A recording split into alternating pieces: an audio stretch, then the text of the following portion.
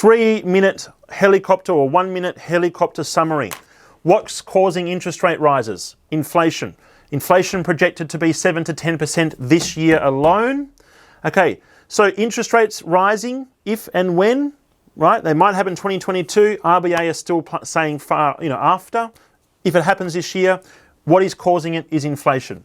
If you agree, give us a yes. Inflation over the last 120 or so years in Australia has a very strong positive correlation to property price growth.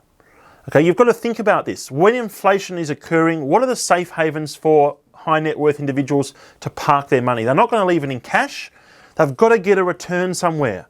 Okay, large industrial investors have to get a return, investors, and then smart, sophisticated individuals have to get a return. They put money into property. It is a safe haven asset base. So you see all the times over the last 120 so years in Australia where interest rates have increased, inflation has increased.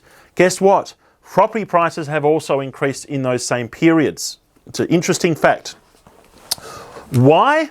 Well, it's a simple theory called real interest rates. And it's a complicated, sometimes I sort of fumble my words around explaining this.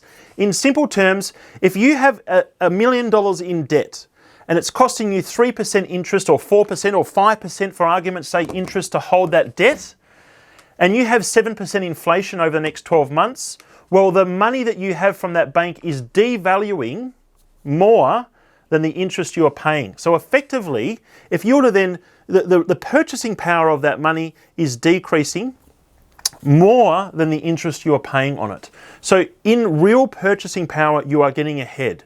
And I probably need to explain that using slides, but think of it in simple terms. If a nominal or real interest rate, a real interest rate is the nominal interest rate, what you're paying for the debt minus inflation. When it is a negative number, you are actually better off owning debt through that period because you are getting ahead through real interest rates. What does that mean also further than that? The larger the real interest rate, or the larger the negative real interest rate is, the better you are to park your money in debt-related assets or debt-driven assets. When you can buy scarce, safe haven assets with that debt, then you sometimes get a double whammy. The intrinsic value of properties over the next 12 months potentially is increasing. You've got people piling into it as an asset class. Therefore, the value of that is increasing, and then the debt that you use to buy that asset is devaluing. You have a double whammy where you're parking your money, you're getting ahead. That's why people know this. That's why they pile into property, and generally you see property prices increasing alongside increases in inflation and therefore interest rates. Really interesting phenomenon. It's where smart money moves. It's